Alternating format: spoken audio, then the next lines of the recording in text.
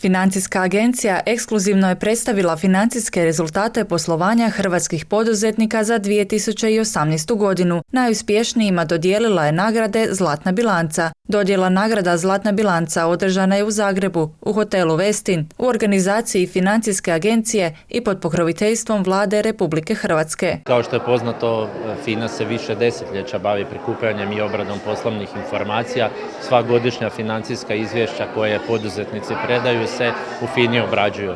Iz te naše tradicije prikupljanja poslovnih informacija je izašla ideja da bi nakon što napravimo analizu nagradili najbolje od njih prema odgovarajućim kategorijama. Tih kategorija je 11 i mi smo podijelili nagrade najboljim poduzetnicima u svakoj od tih pojedinih kategorija prema registru djelatnosti.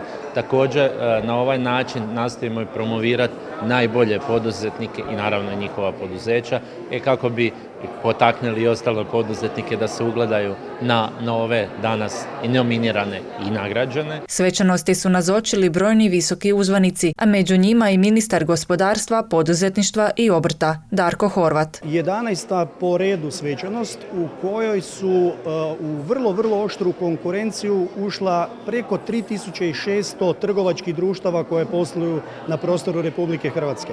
Dakle, svi oni koji su uopće bili konkurenti zaslužuju iskrene čestitke. 11 dobitnika u 11 različitih kategorija i HS Produkt koji godinama dokazuje kako je moguće u Hrvatskoj poslovati, kako je moguće iz Hrvatske sofisticirani proizvod izvoziti po cijelom svijetu, kako je u Hrvatskoj moguće investirati, kako je u Hrvatskoj moguće zapošljavati i otvarati kvalitetna radna mjesta. Dakle, iskrena čestitka svim dobitnicima, iskrena čestitka i svim poduzetnicima. U izbor za Zlatnu bilancu za 2018. godinu od 131.117 poduzetnika obveznika poreza na dobit, trgovačkih društava bez banaka i osiguravajućih društava ušlo je 3.930 poduzetnika, od toga 208 mikro, 2527 malih, 978 srednjih i 217 velikih poduzetnika prema kriteriju veličine iz Zakona o računovodstvu, koji su ostvarili odlične poslovne rezultate te zadovoljili ekonomske i financijske kriterije za ulazak među 11 najboljih tvrtki koje je definirala FINA prema pokazateljima profitabilnosti, likvidnosti, zaduženosti, aktivnosti i ekonomičnosti.